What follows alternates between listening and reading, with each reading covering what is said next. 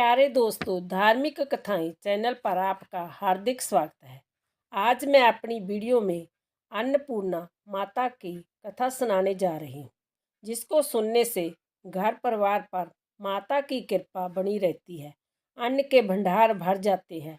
कथा सुनने के बाद यदि हमारे चैनल पर नए हैं तो चैनल को सब्सक्राइब जरूर करें, बेल आइकन को दबाना ना भूलें जो आने वाली सभी वीडियोज की जानकारी सबसे पहले प्राप्त हो। वीडियो को लाइक करें और अपने दोस्तों को शेयर जरूर करें। अन्नपूर्ण माता की कथा। एक समय की बात है कि कांसी निवासी धनंजय की पत्नी का नाम सुलक्षणा था। उसे अन्य सब सुख प्राप्त थे, केवल निर्धनता ही उसके दुख का कारण थी। यह दुख उसे हर समय सताता था। एक दिन सुलक्षणा पति से बोली, स्वामी जी, आप कुछ मेहनत करो तो काम चले, इस प्रकार कब तक काम चलेगा। सुलक्षणा की बात धनंजय के मन में बैठ गई और वह उसी दिन विश्वनाथ शंकर जी को प्रसन्न करने के लिए बैठ गया और कहने लगा, हे देवादिदेव, मुझे पूजा पाठ कुछ आता नहीं, केवल तुम्हारे पुरों से बैठा हूँ। इतनी विनती करके वह 2-3 दिन भूखा प्यासा बैठा रहा। जय देखकर भगवान शंकर ने उसके कान में अन्नपूर्णा अन्नपूर्णा अन्नपूर्णा इस प्रकार 3 बार कहा। जय कौन क्या कह रहा है। इसी सोच में धनंजय पड़ गया कि मंदिर से आते ब्राह्मणों को देखकर पूछने लगा, पंडित जी, अन्नपूर्णा कौन है। ब्राह्मणों ने कहा, तू अन्न छोड़ बैठा है, सो तुझे अन्न की ही बात सूझती है। जा घर जाकर अन्न ग्रहण कर। धनंजय घर गया, स्त्री से सारी बात कही।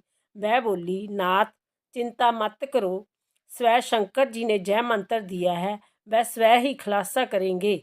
आप फिर जाकर उनकी आराधना करो। धनंजय फिर जैसा का तैसा पूजा में बैठ गया। रात्रि में शंकर जी ने आज्ञा दी, कहा, तू पूर्व दिशा में चला जा। वह अन्नपूर्णा का नाम जपता जाता और रास्ते में फल खाता, झरनों का पानी पीता जाता। इस प्रकार कितने ही दिनों तक चलता गया। वहाँ उसे चांदी सी चमकती वन की शोभा देखने में आई। सुंदर सरोवर देखने में जा उसके किनारे कितनी ही अप्सराएं झुंड बनाए बैठी थी। एक कथा कहती थी और सब माँ अन्नपूर्णा इस प्रकार बार बार कहती थी। शुक्रवार के दिन की रात्रि थी और आज से ही व्रत का आरंभ हुआ था। जिस शब्द की खोज करने वह निकला था वह उसे वहां सुनने को मिला। धनंजय ने उसके पास जाकर पूछा, हे देवियों, आप जय क्या करती हो। उन सब ने कहा, हम सब माँ अन्नपूर्णा का व्रत करती हैं। इस व्रत करने से क्या होता है। जय किसने किया। जय किसी ने किया भी है। इसे कब किया जाए, कैसा व्रत है और कैसी विधि है, मुझसे भी कहो। लगी, इस व्रत को सब कोई कर सकते हैं। 21 दिन तक के लिए 21 गांठ का सूत लेना चाहिए। 21 दिन यदि ना बने तो एक दिन उपवास करे। जय भी ना बने तो केवल कथा सुनकर प्रसाद ले। निराहार रहकर कथा कहें। कथा सुनने वाला कोई ना मिले तो पीपल के पत्तों को रख, सुपारी जा घृत कुमारी वृक्ष को सामने कर, दीपक को साक्षी कर, सूर्या, गाय, तुलसी या महादेव को बिना कथा सुनाए मुख में दाना डाले। यदि भूल से कुछ पड़ जाए तो एक दिवस फिर उपवास करे। व्रत के दिन क्रोध ना करे और झूठ ना बोले। धनंजय बोला, इस व्रत के करने से क्या होगा। वह कहने लगी, इसके करने से आंधों को नेत्र मिले, लूलों को हाथ मिले, निर्धन के घर धन आए, बांझी को संतान मिले, मूर्ख को विद्या आए। जो जिस कामना से व्रत करे माँ उसकी इच्छा पूरी करती है। वह कहने लगा, बहनों, मेरे भी धन नहीं है, विद्या नहीं है, कुछ भी तो नहीं है, मैं तो दुखिया ब्राह्मण हूँ, मुझे इस व्रत का सूत देगी। हाँ भाई, तेरा कल्याण हो, तुझे देगी तो इस व्रत का मंगल सूत ले। धनंजय ने व्रत किया, व्रत पूरा होया। तभी सरोवर में से 21 खंड की स्वर्ण सीढ़ी हीरा मोती जड़ी हुई प्रकट हुई। धनंजय जय अन्नपूर्णा अन्नपूर्णा कहता जाता था। इस प्रकार कितनी ही सीढ़ियां उतर गया तो क्या देखता है कि करोड़ों सूर्य के प्रकाशमान अन्नपूर्णा का मंदिर है। उसके सामने स्वर्ण सिंहासन पर माता अन्नपूर्णा विराजमान है। सामने भिक्षा हेतु शंकर भगवान खड़े हैं। देवगनाएं चवर डलाती है। कितनी ही हथियार बांधे पहरा देती है। धनंजय दौड़कर जगदम्बा के चरणों में गिर गया। मान का क्लेश जान गई। धनज्जा कहने लगा, माता आप तो अंतर्जामी हैं, आपको अपनी दशा क्या बताऊं। माता बोली, मेरा व्रत किया है, या संसार तेरा सत्कार करेगा। माता ने धनज्जा की जीभा पर बीज मंत्र लिख दिया। तब तो उसके रोम रोम में विद्या प्रकट होगी। इतने में क्या देखता है, वह कांसी विश्वनाथ के मंदिर में खड़ा है। माँ का वरदान ले धनज्जा घर आया, सुलक्षणा से सब बात कही। माता जी की कृपा से उसके घर में संपड़ने लगी। छोटा सा घर बहुत बड़ा गिना जाने लगा। जैसे शहद के छत्ते में मक्खियाँ जमा होती है, उसी प्रकार नेक सके संबंधी आकर उसकी बड़ाई करने लगे। कहने लगे, इतना धन और इतना बड़ा घर, सुंदर संतान, नहीं तो इस कमाई का कौन भोग करेगा। सुलक्षणा से संतान नहीं है, इसलिए तुम दूसरा विवाह करो। इच्छा ना होते हुए भी धनज्जा को दूसरा विवाह करना पड़ा और सती सुलक्षणा को शोध का दुख उठाना पड़ा। इस प्रकार दिन बीतते गए। फिर शुक्रवार का दिन आया। नए बंधन से बंधे पति से सुलक्षणा ने कहलाया कि इस व्रत के प्रभाव से सुखी हुए हैं, इसी कारण जय व्रत छोड़ना नहीं चाहिए। जय माता जी का प्रताप है जो हम इतने संपन्न और सुखी हैं।